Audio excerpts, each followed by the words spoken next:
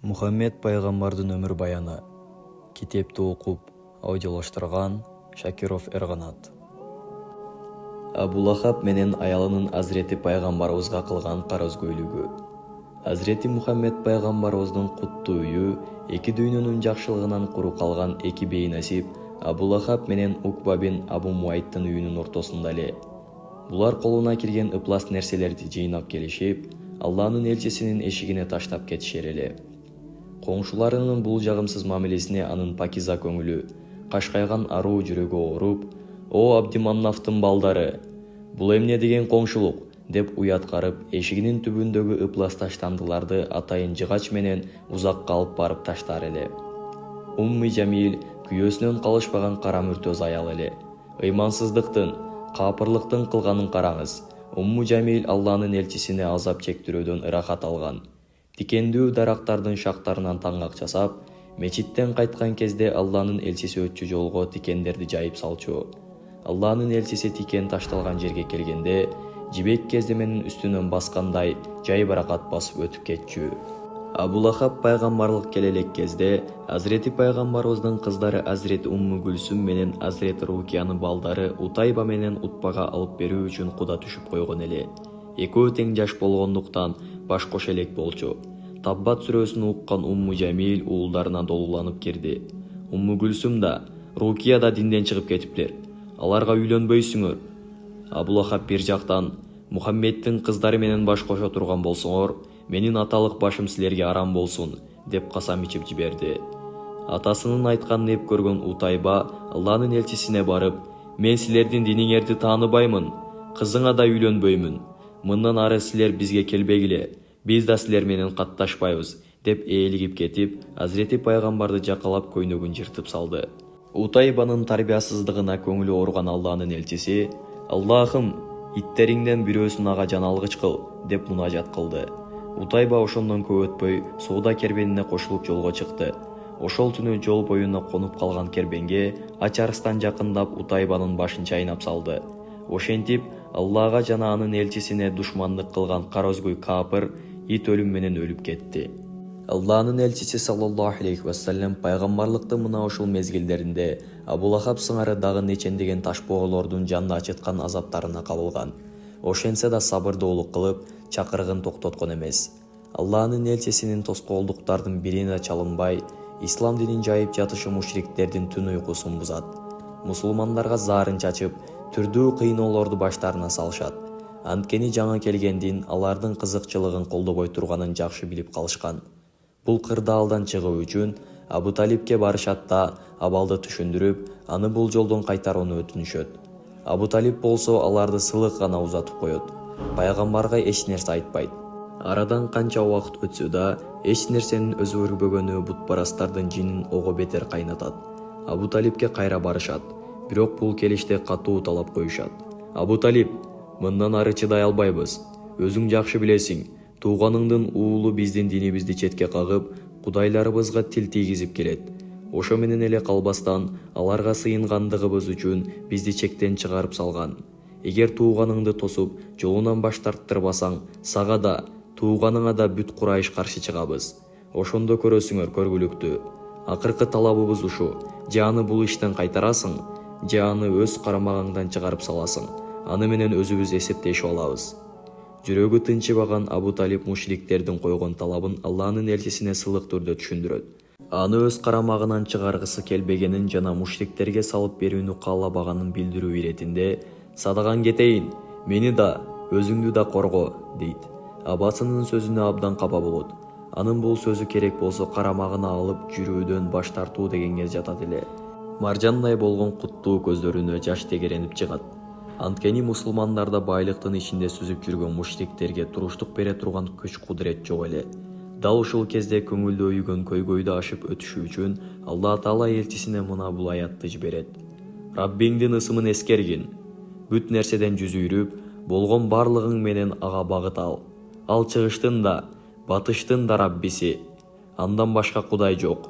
Демек, жалгыз анын гана карамагына баш калкала. Музаммил сүрөсү 8-9 аяттар. Бул аятты угаары менен Алланын элчисинин капасы тарап кетет. козголгус ыйманы жана каармандыгы менен Абу Талипке: «Абаке, Алла Таалага касам этем, бул адамдар бир колума күндү, бир колума айды алып беришсе да чакырыгымдан баш тартпаймын» дейт. Азирети пайгамбарыбыз саллаллаху алейхи вассалам бул сөздөрдү айтып жатып, көзүнөн мунчак жаштар агылганын байкабай калат. Ошентип абасынын карамагынан өз ыктыяры менен чыгып кетет. Мындай жоопту күтпөгөн Абу Талипке дем жетпей кыйналып чыгат. Ал ыйман келтирбесе да Азирети Мухаммедти өз уулунан артык көрөт эле. Анын үстүнө Абдулмуталип көз жумардан аз мурда балдарынын баарын жыйнап, Абдуллахтан жалгыз калган жетимди кимиси асырап алары тууралуу кеңеш салганда, Азирети Мухаммедтин капалуу кетишине жүрөгү сыздап жатканы ошондон эле. Өзү айткандай боорукер жан эле. Кеч болсо да бир тууганымдан калган карааным, кел кайрылып, каалаганыңды айт. Ант ичип туруп айтамын, сени эч убакта алардын колуна таштабаймын, деп артынан кыйкырып кала берет. Ибн Аббастын риваятына караганда, ушундан көп өтпөй Курайш уруусунун билермандары жана кыйын чыкмалары Каабанын Хижр тарабына жыйналышып, ачык кеңеш курушкан. Азирети Мухаммедтин көзүн тазалоону негизги маселе катары көрүшкөн. Акырында кимде ким Мухаммедти көрсө, тап жылдырбай тындым кылсын деген бүтүмгө келишип, Лат, Манат, Узза, Наиля жана Исаф аттуу буттарынын атын оозанып касам ичишкен. Анын куну канчалык болорун эсептеп чыгышып, баары чогуу төлөө үчүн экинчи ирет анттанышкан. Мушриктердин жыйналышы тууралуу суук кабарды уккан Азирети Фатима көз жашын тыя албай атасына жетип келет. Бутпарастардын катаал бүтүмүн айтып, басыла албай көпкө ыйлайт.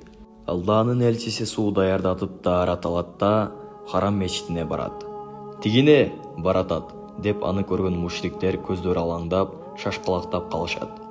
Пайгамбарлардын султанынын айбаттуу сүрүнөн айбыккан мушриктер касам ичкенине карабай көздөрүн ала качышып, демдерин ичине катышып жер карашат.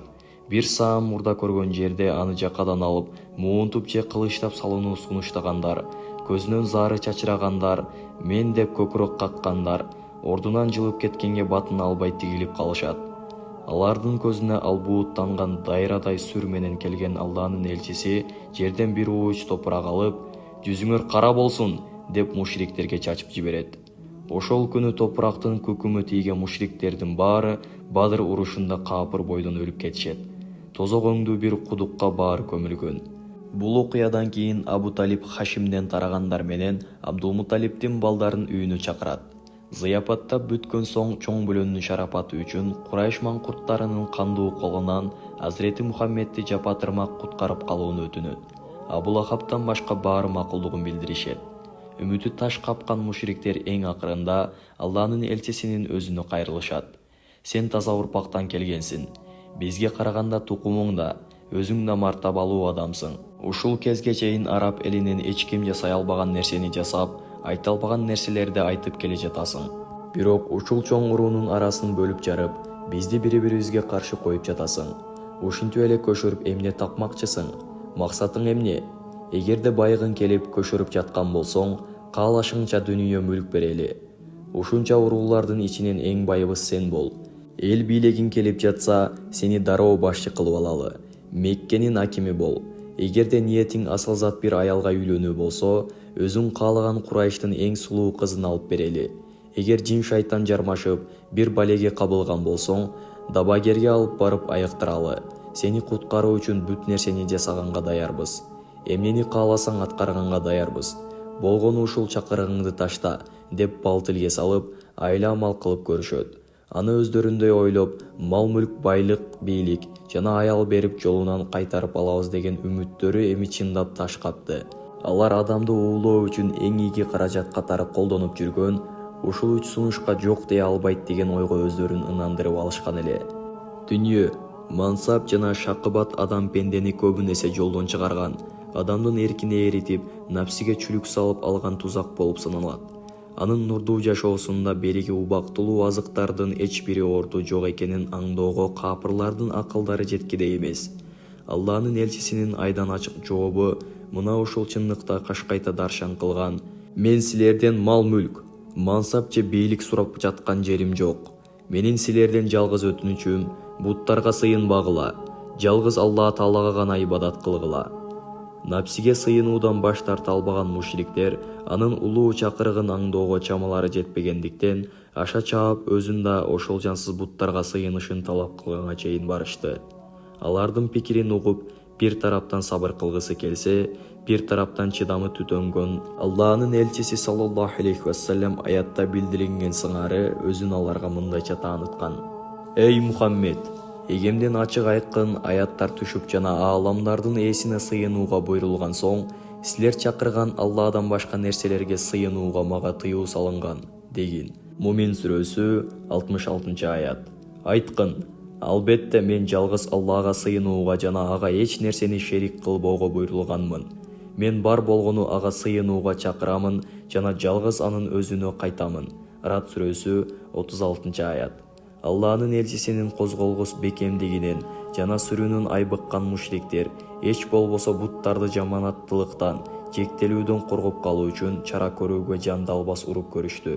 Алардын бул каалоосуна каршы Алла Тааладан мындай буйрук келди: акыйкатты жалган дегендерге моюн сунбагын. Сенин аларга ийкемдүү болсоң, алар да сага жумшак мамиле кылууну каалашат. Калам сүрөсү 8-9 аяттар. Тактап айтканда, ислам деген улуу акыйкатты кабылдагысы келбеген мушриктер өз кызыкчылыктарына каршы келген жана тоскоол болгон аяттарды ташта деген шартты коюп, Азирети пайгамбарыбыз менен келишим түзүү ниеттерин билдиришип, эгер бул ниеттери орундала турган болсо, аны менен ынтымакта жашаарын кыйытышат. Бирок Курандагы өкүм айдан ачык эле. Эгер андай болсо, сени бул дүйнөдө да, тиги дүйнөдө да эки эсе жазага тартат элек. Анда бизге каршы өзүңө жардам бере турган эч кимди таба алмак эмессиң. Исра сүрөсү 75-аят. Тоготер жерин айтканда, таухидтен баш тартууга, жаак ишенимди башкага ооштурууга ошол кыйын кысталаш кезеңдерде да сыйуу салынган. Эгерде кичине эле умала башталып кеткенде, анда ислам дини али толуктала элек жатып, бүлгүнгө учурап калышы мүмкүн эле. Анда мушриктердин былгыган иш-аракети майнаптуу болуп, чырактарына май тамган болор эле. Тилектери таш капкан сайын жол таппай чебелектеген мушриктер шарт үстүнө шарт кошуп, талаптарын чоңойтуп, эптеп жансыз буттарды жектөөдөн куткарып алуунун амалын издегенден тажаган эмес. Акырында максаттарына жетүү үчүн күлгү келтирерлик дөңөңдөй келишимди сунуш кылышкан. Сен биздин буттарыбызга сыйын, биз болсо сенин Алла Таалаңа ибадат кылалы. Ушундай жол менен мунасага келип арабыздагы келишпестикти жоёлу. Ислам дининин пакиза рухуна жана дин таанымына таптакыр терс келген бул сунушка Алла Таала дароо жооп кайтарган. Айткын: эй капырлар, мен силер сыйынып жаткан нерселерге сыйынбаймын, жана силер да мен сыйынган Аллага сыйынбайсыңар. Мен силер сыйынган нерсеге сыйынуучу эмесмин. Ооба, силер да мен сыйынганга сыйынуучу эмессиңер. Силердин диниңер өзүңөргө, менин диним өзүмө. Кафирун сүрөсү 1-6 аяттар. Азирети пайгамбарыбызга жана Куранга коюлган айыптоолор. Азирети Мухаммедке кайсы жагынан каршы чыкпасын, мушриктер чеке жылытарлык ийгиликке жете албай коюшат. Анын кат тааныбаган сабатсыз адам экендигин 5 колдой билгенине карабастан, бул эрет ал Куранды бир христиан кулдан үйрөнгөн дегенчелик акмакчылыкка барышты. Ушундай улуу динди негиздей турган бир кул адамдарга атагы кеткен ардактуу мартабаны башка бирөөгө ыраа көрө койбосун ойлонушкан эмеспи деп таң каласың. Анан ошо үйрөткөн пенде христиан бойдон кала берет имиш. Бул акылга сыйбаган сандырак жала.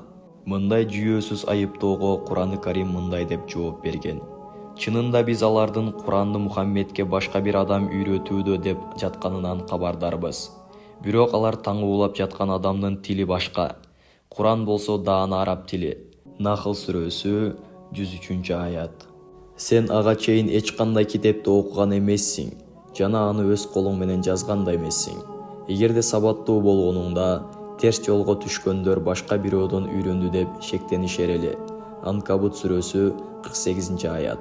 Ошол эле учурда мушриктердин мындай жагымсыз иш-аракеттерине көңүлү ооруп калбасын үчүн жараткан Алла элчисин жубатып турган. Ошондуктан эскерт, анткени сен Алланын жакшылыгы менен көзү ачык да, жинди да эмессиң. Же алар ал бир акын, ошондуктан ага жаман учурдун келишин күтө туралы, дешет. Айткын: күтө бергиле, мен да силер менен күтө беремин. Тур сүрөсү 29-31 аяттар. Мушриктерде туура жолго түшөлү деген ниеттери болбогондуктан Алланын элчисине жана Куранга каршы 1000 түрлүү жалааларды жаап, айыптага беришти. Ошентсе да акыйкаттын кайда жатканын билишер эле. Күн өткөн сайын ислам дининин өнүгүп баратканын көргөн Курайштын кыйындары Меккенин сыртына жайылып кетишинен кооптонуп, Валид бин Мугирага жыйналып барышты. Эми Меккеге келген ургуларга Мухаммед тууралуу эмне дейбиз? Дешти айрымдар.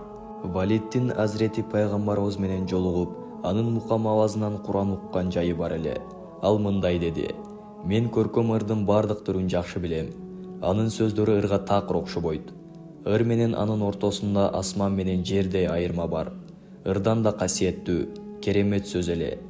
Анын айтымы проза эмес, абдан көркөм, мыкты адаби стиль жана мукам ыргак менен айтылат. Ушу жашка келип андайды эч жерден уккан эмесмин. Көзү ачыктын же жин урган адамдын сөзүнө да кобошпойт. Биз аны сыйкырчы дей албайбыз. Анткени ал окуп дем салбайт, жипти түйүп байлабайт. Демек сыйкырчылык менен эч кандай алакасы жок." Валид мына ушул акыйкаттарды айтып бүткөн соң, мушриктердин бузуку ниеттерине май тамызып, жагынуу үчүн жол ачып, кемчилик тарабы тууганды туугандан алыстатат, жакындардын арасына бөлүнүп жарып жатат. Мына ошондуктан анын сөзү сыйкырчылыктан жана көз боемочулуктан башка нерсе эмес дегенге мажбур болду. Кураны Каримге каршы жүргүзүлгөн маалыматтык согуштан ийгиликке жете албаган мушриктер бул ирет Азрети пайгамбарыбыздын кутман заттын түрмүткө алышты. Удум мурунку пайгамбарларды кабыл кылбай капыр болгондор сыңары көбүн эсе манчырканган бийлер, эскирген эссиз байлар Азрети Мухаммедти көрө албай душман болушкан. Биз кайсы өлкөгө бир эскертүүчү жөнөтпөйлү, ал жердин бардар жана текебер кишилери "Биз силер чакыргыңардан баш тартабыз, кабыл кылбайбыз" дешти. Жана "Биздин байлыгыбыз көп, урпагыбыз да көп, оңой менен азапка алдырбайбыз" дешти. Саба сүрөсү 34-35 аяттар. Караөзгөй дин душмандарынын башы саналган Абу Жахил мындай деп айткан: "Мухаммеддин айткандарынын туура экенинен кабардарбыз. Бирок ушуга чейин анын уруусу жетишкенге биз да жетишип, алардан артта калган эмеспиз. Эми болсо өздөрүнүн пайгамбар чыкканын айтып сыймыктанып жатышат. Арабыздан кантип пайгамбар чыгара алабыз? Бул мүмкүн эмес. Демек, өлсөм да Мухаммеддин пайгамбарлыгын кабыл кылбаймын." Кыйноолор. Абу Талипке айткан сунуштары пайда бербей, Алланын элчисин көндүрө албай убара чеккен мушриктер ачык түрдө коркутууга, жазалоого жана кыйноого өтүшкөн. Алгач чоң уруудан болгондорго жана мартабалуу бүлөөнүн мүчөлөрүнө кол тийгизишкен эмес. Анткени мусулмандарга багытталган мындай заалымдык али массалык түргө өтө элек болчу. Мушриктер Азрети Хаббабты жанып турган кызыл чоктун үстүнө жаткырып, денесинин майы тамып чокту өчүргөнгө чейин кактаган. Аз келгенсип үстүнө оор нерсени бастырып коюшкан. Азрети Хаббаб зергер көрүкчү болгон. Кээ бир мушриктер ага карыз эле. Аласасын сураса, "Болу Мухаммедти танып жибер, аласаңды дароо беребиз" деп шарт коюшкан. Зергер уста арзыбаган дүнүйөгө кол шилтеп, "Аны эч качан танбаймын да, чанбаймын. Мен аны менен чогумун" деп түбөлүктүү таалай жолун тандап алган эр киши болгон. Башынан өткөн оор окуяны өзү минтип баяндап калтырган. "Бир күнү аласамды алуу үчүн Аспен Валиге барсам, пайгамбарыбызды чанып жиберсем, анан акчамды аларымды айтты. Кыжырым келип, сен өлүп кайрадан тирилсең да Мухаммедден баш тартпаймын" дедим. Ал мени кекете баштады. "Демек, мен азыр өлөмүн, анан кайрадан тирилемин. Ушундайбы?" "Ооба. Андай болсо кайрадан тирилгенимде мал-мүлктүү болом. Аласаңды ошондо төлөйм" деди. Бул учурда Алла Таала пайгамбарыбызга мына бул аятты жөнөттү. "Аяттарыбызды танганды жана мага албетте байлык жана бала бакара берилет дегенин көрдүңбү? Ал капыр, кайыпты билип коюптурбу? Болбосо Алланын даргөйүнөн бир сөз алдыбы? Жок, эч качан андай эмес. Биз анын айткандарын жазабыз жана азабын ашыгы менен тарттырабыз. Ооз көптүргөнүнөн байлыгын жана бала бакырасын алабыз. Ал бизге жалгыз келет." Мариям сүрөсү 77-78 аяттар. Мушриктердин аяосуз кордугун чеккендердин бири Азрети Билал болгон. Кожоюну Умайя бин Халаф аны төбө чашты тик тургузган коркунучтуу азап менен кыйнаган. Аптап ысыган сайын кум да ошончолук ысый турган. Күн аябай ысыган кезде Билалды жылаңачтап кызыган кумга жаткызып, үстүнө чоң ташты бастырып кордогон. Кээде жипке байлап алып, Меккенин көчөлөрүндө атка сүйрөткөн күндөрү болгон. Азирети Билалга бир күн, бир түн суу бербестен байлагандан кийин темирден жасалган жазалоочу кийимди кийгизип, кайнаган аптапка чыгарып, майы эрип тамганга чейин ысыган кумга жаткызып койгон. Жырткыч мушриктер моокуму канганга чейин кыйнашса да, алар каалаган сөздү айткан эмес. Канчалык азапка салышса да, Азирети Билал «Ахат, Ахат, Ахат» деп кайталай берген. Жаңы эле телчигип келаткан диндин саналуу мүчөлөрү жалаң алсыз, коргоосуз, жакыр адамдар болгон.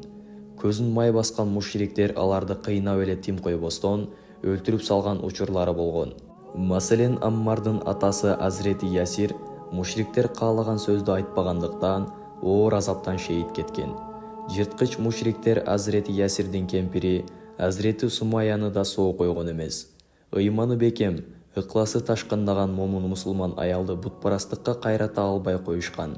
Арданган канкор мушриктер момун аялдын эки бутун эки азоо төөгө байлап, тирүүлөй эки бөлүп тынышкан. Ясирдин бүлөөсү ошентип исламдын алгачкы шейиттери болуп калышкан. Алланын элчиси күндөрдүн биринде мушриктердин кыйноосун тартып жаткан ошол таалайлуу бүлөгө кес келип калат. Ошондо аларга «Сабыр кылгыла, Ясирдин бүлөөсү, сүйүнгүлө, Ясирдин бүлөөсү, силердин ордуңар бейиште экенинде эч шек жок» деп сүйүнчү кабар айтып, азапка тунчугуп бараткан ыймандарына кайрат кошкон. Ата-энеси тарткан ырайымсыз азапкордукту Азирети Аммар да тарткан. Күндөрдүн биринде мушриктер аңдып жүрүп, Аммарды кармап, ур-токмокко алышат. Башын кудукка тыгып, Мухаммедке акарат кетирип, Лат менен Уззаны мактамайынча сени кое бербейбиз деп кыйнашат. Акыры максаттарына жетип, айтчу сөздү айттырып, тынч кое беришет. Ошол замат Алланын элчисине Аммар капыр болуптур деген кабар келет. Азирети пайгамбарыбыз бир жерди тиктеген калыбынан жазбай, «Жок, Аммардын төбөсүнүн тырмагынын учуна чейин ыйман толо. Ыйман анын канын жанына дейре сиңип калган» деп берилген кабарды төгүнгө чыгарат. Көп өтпөй мусулмандардын катарына Аммар өзү келип кошулат. Көздөрү шишип кеткен. Дали басыла албай өпкөлөп ыйлайт.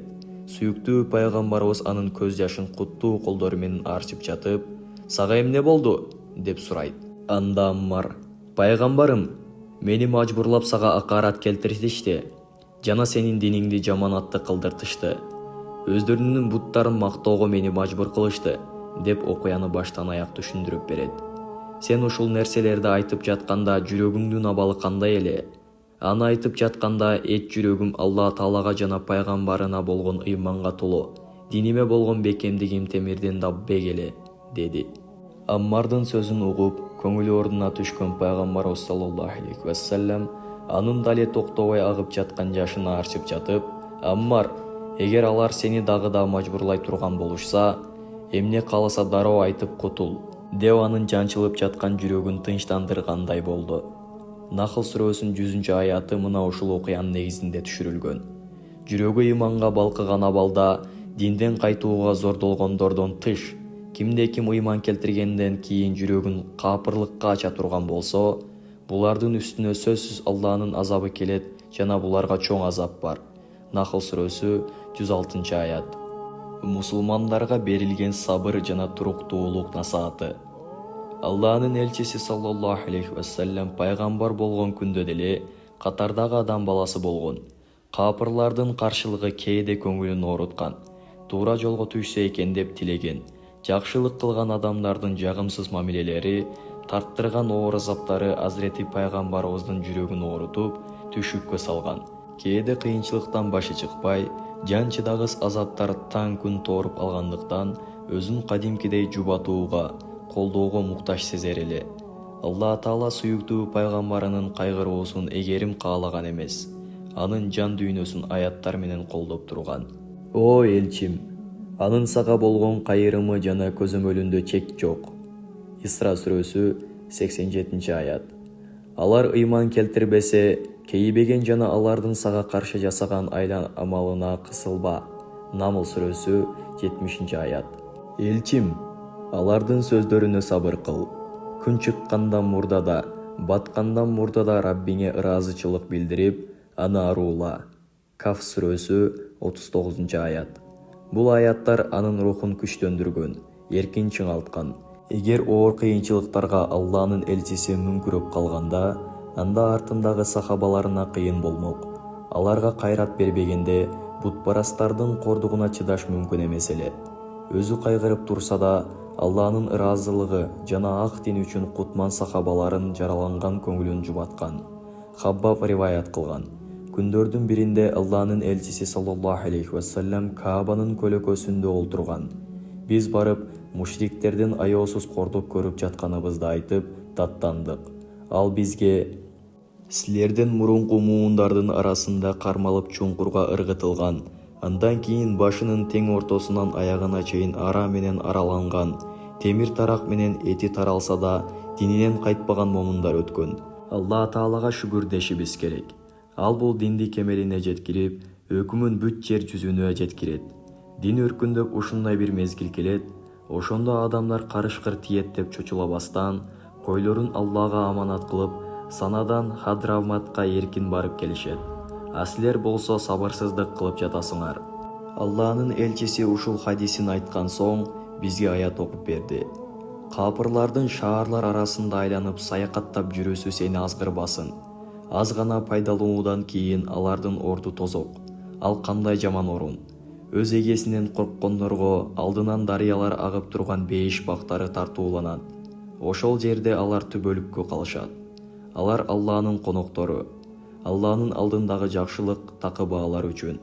Али Имран сүрөсү 196-198 аяттар.